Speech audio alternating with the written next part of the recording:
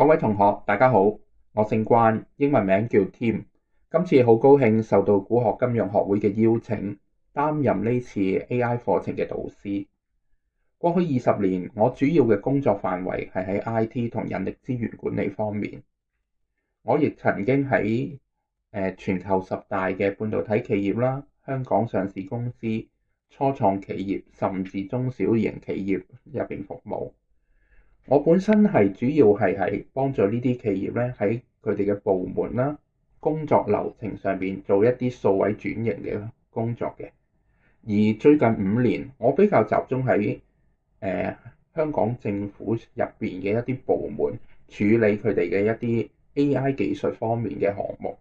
咁我諗大家比較聽得多嘅，可能例如過往幾年嘅智慧城市，去到而家嘅甚至低空經濟。咁呢方面，我亦都有非常豐富嘅工作經驗，亦都參與咗好多唔同嘅項目。咁遲啲喺課堂上同各位同學可以分享多啲，究竟香港政府搞緊啲乜嘢嘢呢？喂，我哋使咗咁多錢去邊？甚至喂 AI 喎，喂聽就聽得好多啦。究竟喺我哋真正市民接觸嘅層面有啲乜嘢嘢呢？咁其實藉住今次嘅 AI 課程，亦都希望幫助好多唔識 AI 嘅同學啦，甚至一啲文職工作嘅人員，點樣幫助佢哋提升職場嘅競爭力，而冇咁容易被到社會嘅淘汰。好，咁而家開始，我哋先講一講今日嘅課堂先。嗱，大家應該都見到而家嘅頁面啦。今次嘅課堂我針對嘅係新手入門，係由0到1。點解我叫佢做生存指南呢？我諗在職嘅人士好多時都會聽到啊，哇！你返份文職工，我想加人工，好直接嘅。老闆就會問你一句：喂，點解我要加你人工啊？你做緊嘅用好多畢業嘅人都識用嘅啫喎。你來來去去咪最多用個 Microsoft Office 幫我執下文件、寫下文書嘅嘢，咁點解我要加你人工啊？好啦好啦，加你係咁依2%啦，唔好講啦。係咪好多時大家都會聽到呢啲嘢，甚至聽一啲經理啊都會咁樣同你講？其實作為一個老闆，點解要加一個員工人工呢？年資係一個問題。另外一個最重要嘅就係佢對公司有咩貢獻，唔係一般營運上嘅貢獻，因為營運本身我請呢個人嘅時候就預咗佢做某個範疇嘅工作，咁呢樣嘢大家都好清楚㗎啦。我份人工就係包咗嗰啲嘢，咁我要額外俾更多嘅錢，一係兩個方向嘅啫。我請一個更加專業、識得嘢更多嘅人，另外一樣就係我現有嘅員工。佢本身嘅能力提高咗，升職又好，或者佢學嘅嘢多咗，我所以會俾更多嘅錢。呢啲就係一般老闆佢會諗嘅嘢啦。所以最近大家聽 AI，喂呢個又話喂我用 AI 做嘢快咗好多倍。喂，咩叫快咗好多倍先？第一樣嘢喺人力資源嘅角度，我哋會覺得，你能唔能夠將嗰樣嘢數字化咗佢、量化咗佢？喂，所以好多時好直觀啲老闆話：喂，我快咗幾多啊？佢就會問你啊，因為你就咁話我快咗好多，咁佢冇一個概念。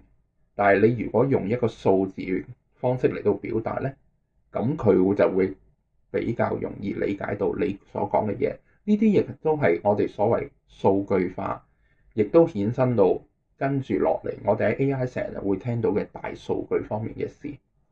其實咧，牛津大學之前都有嗰個研究嘅，佢話咧10年之後有超過40%嘅工種會徹底消失。咁先唔好講呢樣嘢係真定假，因為研究 research 佢攞嘅資料係好影響佢出嚟嘅結果。咁但係我哋喺呢一刻會知道嘅就係話 AI 會幫到我哋比較快手或者比較效率高地完成好多嘢。咁我相信呢樣嘢好多人都聽過。咁但係有啲同學仔就會話啦，喂 AI 我聽就聽得多啦，梗係好似同我好遙遠。究竟係咪好遙遠呢？我哋一陣再講講呢樣嘢。咁而家落嚟呢，先講講少少 AI 嘅背景先。大家成日覺得話 AI 呢幾年我聽得多啦，實質 AI 係幾時開始嘅呢？其實最早提出 AI 概念嘅時候呢，係1950年。有啲同學話1950年，哇，同而家爭咗好多年㗎咯喎，已經係。其實提出 AI 概念嘅時候呢，嗰陣時係打緊仗呢個世界。當時點解會提出 AI 呢個概念呢？其實係要講歷史方面，講緊一個世界大戰，大家點樣去破解一啲密碼。其實呢，電影係有一套戲呢曾經講過呢件事嘅。咁今日唔分享呢樣嘢，不過可以俾大家知道，其實 AI 喺最早1950年已經提出咗呢個概念㗎啦。咁但係有啲同學仔之前就問啦，喂，咁去到而家都過咗好多年㗎咯，難聽啲講句，起碼40年啦。咁點解好似我哋都係最近5年到先聽呢樣嘢呢？其實提出咗概念之後呢，唔係話唔想去推進呢件事，其實係因為中間我哋有啲科技上嘅瓶頸過唔到。呢個呢係喺70年代發生嘅，主要嘅問題有2方面，錢嘅問題啦，另外一方面呢，就係我哋嘅機器運算力唔夠。咁直到去到幾時啊？去到差唔多2017年嘅時候呢， Google 我相信冇人唔識㗎。Google 呢有提出咗喺佢嘅論文提出咗一啲比較新嘅概念，令到乜嘢嘢呢？令到成個 AI 嘅架構有一個全新嘅思維模式方向分享到俾大家。之後去到2022年嘅時候呢，大家聽得好多係咩？ ChatGPT。我相信大家就算唔識用都會聽過呢件事嘅。其實去到 ChatGPT 出嚟之後呢，你會發覺每幾個月你就會聽到 AI 又有一個新工具出嚟。去到而家我哋2026年啦，我相信好多同學都會聽過 Google 嘅 Gemini、Notebook LM 呢啲咁嘅工具，大家都話好方便。甚至我聽過有啲文職嘅人員，佢哋話我而家返去係朝頭早坐低飲杯咖啡，跟住我諗一諗，我應該點樣去描述一件事情，描述完之後等個電腦幫我去做，大概10零分鐘之後，我有一個完成咗80%嘅一個文件初稿，之後我做一啲微調，我就已經完成晒嗰日嘅工作。好似好神奇喎，呢個魔法嚟嘅喎。但我可以話俾大家聽，其實呢樣嘢一啲都唔難。咁喺嚟緊嘅課程入邊，我哋會講講究竟我點樣利用呢啲咁嘅文字魔法去完成到呢啲咁嘅日常工作。好，歷史唔講太多，因為非常冇趣味嘅。不過等大家有一個基本嘅概念嘅啫。咁其實歷史我哋知道啦。其實喺 AI 咁多年以嚟咧，有3個好關鍵嘅人物。呢3個關鍵人物唔係話去到1950年，哇咁誇張，對我好似離開太遙遠啦。其實呢3個人都係比較近代嘅人嚟嘅。咁詳細嘅我唔多講，因為本身我哋今日只係一個好簡單嘅介紹課啫。咁但係可以俾大家望一望呢啲人嘅名。你哋可以上網 search 一下，好容易就揾到㗎啦。呢啲人亦都係比較出名，亦都係喺 AI 行業公認佢哋係推進成個 AI 嘅發展，喺呢過往2-3年係非常重要嘅一個人物嚟嘅。咁好啦，再落嚟我哋睇下究竟 AI 其實係一樣點樣思考工作呢？同我哋人有咩分別呢？其實最初 AI 咧係模仿人類大腦神經嘅運作，佢哋希望唔同傳統嘅程式碼。我唔知大家有冇寫過 program 嗱，好老實，我有諗過去學 program 嘅，但係一開頭咧，我嘅專業係咩啊？我係做網絡管理，搭建網絡。跟住有啲同學啦，曾經有同學啊，好留心聽我講課嘅，佢話：喂，Tim Sir 啊，你以前你話你嘅背景係幫一啲企業去做一啲叫做數碼轉型，你亦都幫手喺一啲項目將個 AI 落地，但係你話你唔識寫 program。有好多同學話你係咪吹水㗎？嗱，我可以話俾你哋聽咧，其實學習 AI 同學 program 係完全兩回事。你可以完全唔識 program，但係你就可以運用 AI 去做工作。點解呢？因為而家我哋其實好多時候做一啲 project 項目嘅時候呢，我哋只係運用唔同嘅 AI 工具嘅配搭去做到一個最終結果，之後呈交俾客戶。當中要唔要做 program 呢？我可以話俾你聽，好少好少。咁但係可唔可以完全冇 program 啊？咁當然係唔得嘅，因為好老實，我要包裝一個好靚靚嘅 UI 又好，甚至去到後台做一個方便佢哋維護嘅一啲系統都好啦，都仲要 program 嘅。但係當中 program 喺以往係可能佔咗90%，但係去到呢一刻，我可以話俾你聽，可能得個20%，甚至更少。我哋而家用 AI 去做一啲項目嘅時候，更加着重係咩啊？你清唔清楚成個工作嘅流程係點樣樣？我哋係會針對呢個工作嘅流程去分配唔同嘅 AI 工具，可幫佢完成嘅。咁喺 AI 嘅學習入邊咧，你哋會經常性聽到好多唔同嘅詞彙。其中一個你哋會聽過嘅可能係深度學習，另外一個係神經網絡。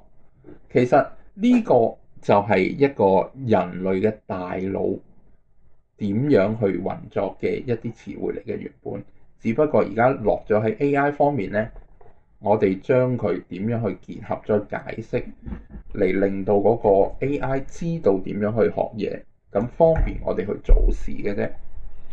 咁其實你話去到而家，點解頭先我話到其實我哋有啲文職人員成日話，喂，我諗好一件事點樣去描述之後，其實我做咗大半工作。因為指揮 AI 最重要嘅係咩啊？所謂提示詞 prompt 呢樣嘢應該好多人都聽過。咁其實呢個提示詞係點用呢？喺 AI 嘅理解啊，原本最初嘅時候，呢度有一個 example，大家都可以睇下嘅。佢其實係早期係好似一個 search engine，佢會話，例如有一句叫 I want to buy an Apple product。最早如果你係用 search engine 所謂 Google keyword 去 search 嘅話咧，佢可能理解為我要去買一個蘋果嘅啫。但係我相信啊，而家市面上我話我要買 Apple product，大家一定會諗到係我係要買蘋果產品 iPhone、iMac、iPad 呢類型嘅嘢。其實中間係經過咗好多嘅唔同過程，個 AI 先會理解到，哦，原來呢句嘅説話其實你唔係要買蘋果，你係要買一個蘋果嘅產品。而當中經過咗好多唔同嘅嘢加咗喺入邊嘅，例如其實喺 AI 入邊，佢點樣區分呢個 Apple 唔係真正嘅 Apple，而係一間公司。而有時候我哋所謂啦，講一句説話有冇一個所謂上文下理，電腦亦都會根據呢上文下理嘅邏輯去聯想最終嘅結果出嚟。所以好多時我哋所謂講關鍵字，我哋會好中意一個最基礎啊，雖然係乜，但係係啲乜嘢嘢？呢個邏輯關係。咁喺提示詞方面，我哋都有呢類型嘅邏輯關係，但係咪咁簡單？雖然但是咧唔係，但係亦都唔會好複雜。之後我哋會慢慢再講俾大家聽嘅。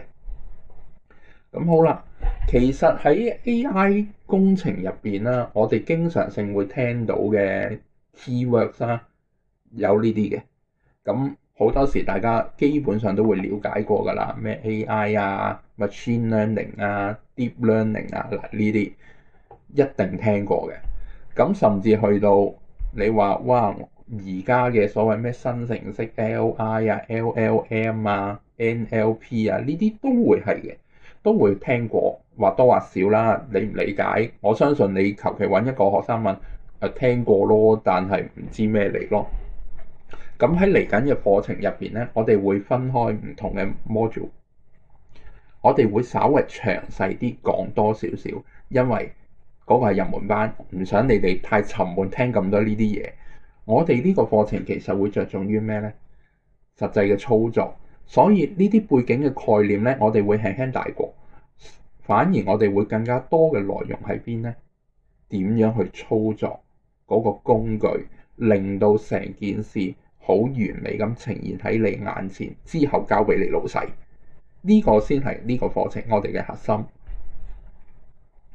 好，跟住落嚟啦。其實你話呢幾年，甚至舊年啦，而家2026、2025年，我哋聽過好多 AI 工具 ，ChatGPT 啦、Cloud 啦、Gemini、DeepSeek、Grok，仲有咩啊？仲有好多好多。但係我相信呢5個係好多人會使用甚至聽過嘅。咁究竟我喺咩時候用咩 AI 嘅工具呢？其實唔同嘅 AI 工具佢擅長嘅嘢亦都唔同。咁喺我哋跟住嘅課程入邊呢，我會簡單介紹下呢啲工具，等你知道咩時候我用咩工具呢，同埋究竟用呢啲工具有冇限制先。其實其中一個限制可以話俾大家聽，原來我哋喺香港有啲工具可能直接用唔到，我要透過一個所謂 VPN 嘅工具先做到嘅。咁有啲同學以前問我：喂，老師啊，我冇 VPN。唔緊要，喺課程入邊我亦都會講一啲平價嘅替代版本。咩叫平價？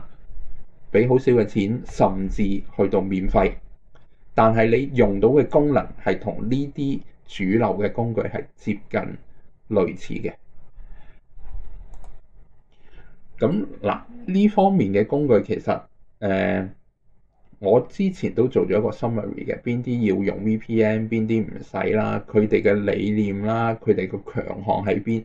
呢啲喺課堂上邊咧，我亦都會分享俾大家，甚至我都會話：喂，原本要 VPN 嘅，咁喺香港我有冇一啲走盞位可以唔用 VPN，但係我都用到呢類型嘅工具呢？例如 Gemini 係有嘅，不過而家賣個關子先。咁甚至你話喂 ChatGPT， 哇，我要翻牆好煩喎，有冇啲接近啲嘅嘢啊？其中一個 DeepSeek 呢個亦都係雖然係中國大陸去創辦嘅，但係無可否認，而家喺全世界好多工具入邊，如果佢哋唔接 ChatGPT 做佢哋嘅思考模型，用 DeepSeek 嘅亦都係好多。點解啊？因為佢成本低，同埋全球各地都可以用得到。基本上喺香港啊，我哋先針對喺香港係完全唔使錢，完全唔使 VPN。只不過佢比較較弱嘅地方係咩啊？對於廣東話嘅理解能力會比較差少少。咁但係冇辦法，喺香港我可以好負責任咁同大家講聲。大部分 AI 工具對廣東話嘅理解都麻麻地嘅啫，有冇啲好啲㗎？有，到時分享俾大家睇。其中一個我試過幾好玩嘅。嗱，當然啦，呢度打字嘅時候少咗個字啊，但係我相信大家都可以理解嘅。食鹽多過你食米，咁啊好直譯，好多會話咩？I've eaten more salt than you've eaten rice。咁我發覺呢個好得意，分享少少嘅啫。喺用 Google 嘅 Gemini 入邊，佢係可以好完美咁解釋到呢句説話點解，仲要俾咗好多歷史嘅嘢我睇添。咁但係我用其他啲工具，例如 DeepSeek，佢會唔識譯嘅，或者嗰句説話完全唔係嗰回事。咁喺我哋課堂入邊，我哋亦都會再分享多少少呢啲唔同嘅例子，等大家更加容易去吸收。咁甚至你話，喂，我係唔係淨係做文件嘅喎？我係做財務嘅喎，我要做銷售，要幫一啲行業啊或者公司做分析，甚至而家好多人講緊嘅，喂，我可唔可以透過 AI 去幫我做一啲股票分析、做投資啊？答案係可以協助，但係完全相信嘅話，唔該，睇完呢啲資料要消化之後先好去使用，而千祈唔好盲目咁聽一個 AI 講話，呢個你應該去買嗱，全世界都冇呢樣嘢嘅，千祈唔好相信話好多時 AI 工具可以100%、99%可以幫你贏錢。當上完呢個課堂，大家就會明白呢句説話點解我會叫各位小心。AI 只係幫助我哋做分析，但係真正去做決定決策嘅時候，嗰個係人。呢樣嘢大家一定要清楚。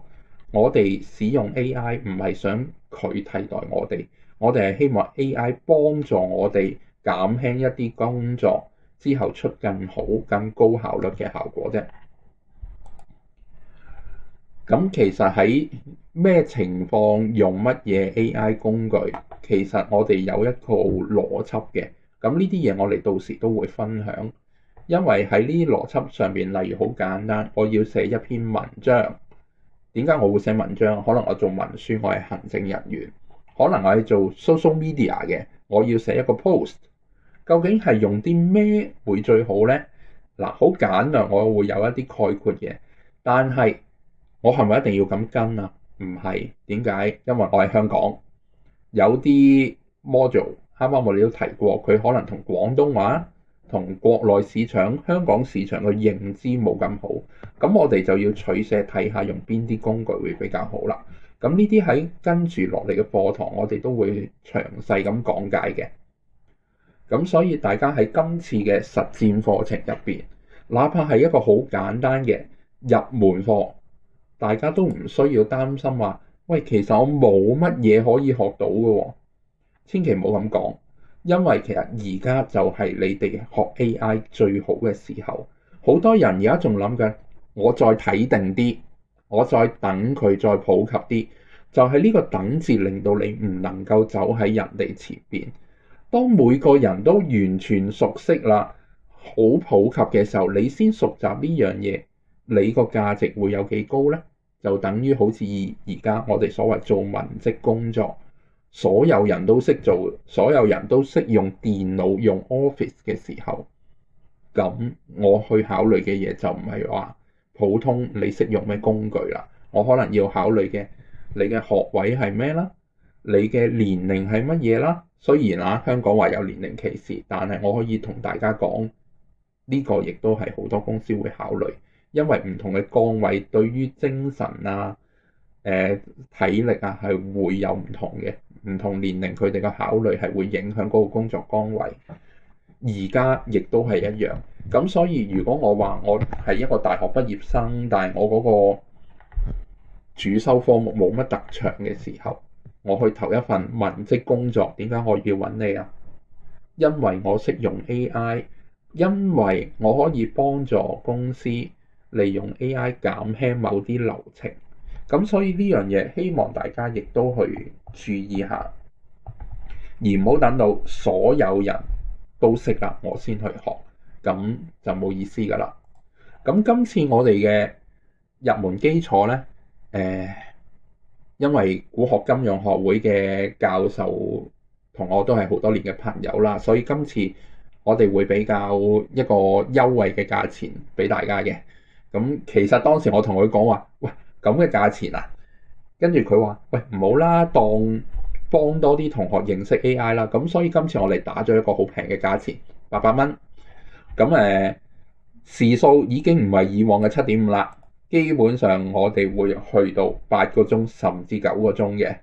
咁但內容上啦，基本嘅 AI 會再深入再講，跟住頭先講到嘅一啲完全免費唔使 VPN 嘅模型 DeepSeek，呢個係完全你可以話90%以上可以取替咗 ChatGPT。另外我同 AI 工作嘅時候最緊要係咩？提示詞呢方面係一定要識嘅，無論你用任何 AI 工具，咁呢方面亦都會係好深入咁教大家點樣可以寫好呢個提示詞。咁另外我哋亦都會挑選一啲 AI 工具啦，for example Microsoft 嘅 Copilot 啦，國內嘅豆包啦，而家好 hit 嘅 Google Gemini、NotebookLM 等等嘅工具，都會俾你哋一個入門嘅基礎。咁有啲同學話：喂，冇 VPN 啊，我唔想俾月費，因為我冇 credit card。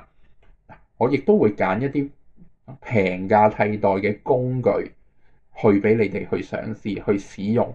喺當中課堂我哋亦都會去教授嘅。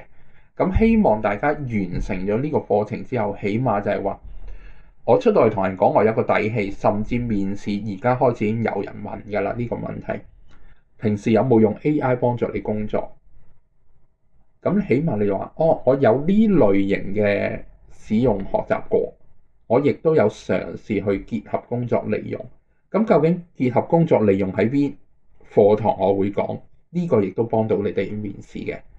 咁跟住落嚟基礎班之後呢，我哋亦都會針對職場嘅實戰，呢個係針對文職行政人員嘅，同埋一個市場推廣、銷售啦、marketing。究竟我哋仲需要掌握啲乜嘢嘅技能，咁先至可以更好嘅去 present 我哋自己，甚至去到最後嘅學會，我哋會有一張AI 課程嘅證書，起碼等你去到 HR 嘅時候 ，HR 話：喂，你話學過呢啲嘢，有冇一啲 cert？哪怕呢個 cert 唔係喺認證架構，但係你係受過一個叫做實質嘅培訓。我哋都會學會提供埋俾你，起碼等你同 HR 做一啲溝通嘅時候會更有說服力。好，今次呢分享我哋先暫時去到呢一度，希望各位同學盡快去報名啦。課堂我哋會喺大概2月中開始，亦都唔使擔心話我冇時間，因為今次入門基礎班我哋會做嘅係一個網絡錄影嘅課程。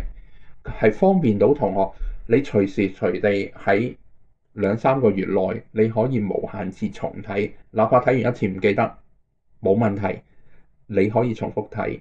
咁喺成個課程完結晒之後呢，我哋大概會喺3月中至3月底呢，我哋會有一個 Q&A， 到時我哋可以面對面再傾偈。喺你哋學習過程中有啲咩問題嘅，我哋會一次過喺 Q&A 上面去回答大家，同埋大家可以互相交流一下，覺得喂個課程上邊，甚至去到後邊實戰班有啲咩嘢，我想知道多啲，到時大家一齊去溝通分享。好多謝大家，希望到時見到各位同學。今次嘅價錢真係好平啦，800蚊9個鐘啦，8-9個鐘啦，差唔多你100蚊1個鐘到嘅啫，所以呢個價錢唔係好貴噶啦。咁但係幫助到你嘅係咩啊？提升你職場競爭力，俾 HR 睇到你嘅 AI 技能。好多謝各位同學，拜拜。